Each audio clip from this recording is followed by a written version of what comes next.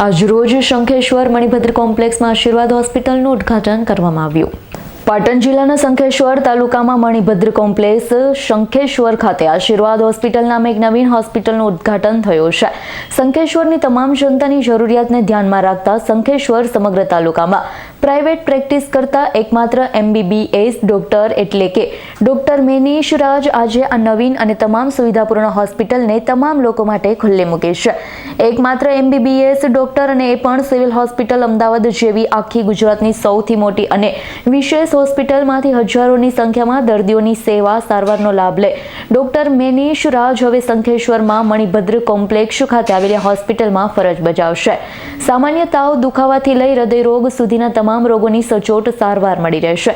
ઝડપી અને સચોટ લોહીના રિપોર્ટ કરી આપતી લેબોરેટરી પણ હોસ્પિટલ સાથે છે. વળી સાથે જ એક્સરેની સુવિધા પણ ઉપલબ્ધ છે, જેથી એક્સિડન્ટ જેવા કેસમાં ભાંગ તૂટ કે પછી બીજી અન્ય તકલીફોમાં તાત્કાલિક સારવાર થઈ શકે. હોસ્પિટલની સાથે જ જૂનું અને જાણીતું ફિઝિયોથેરાપી વિભાગ પણ છે.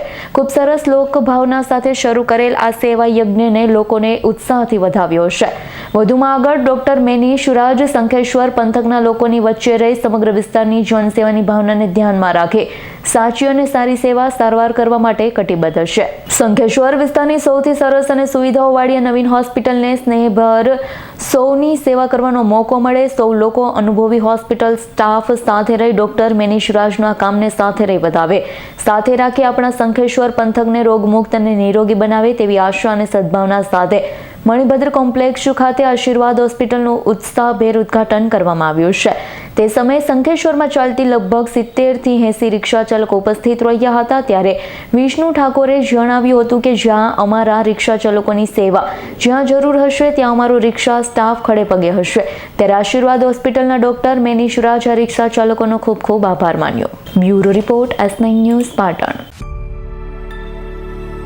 અમારી તમામ માહિતીથી અપડેટ રહેવા માટે જોડાયેલા રહો S9 ન્યૂઝ સાથે.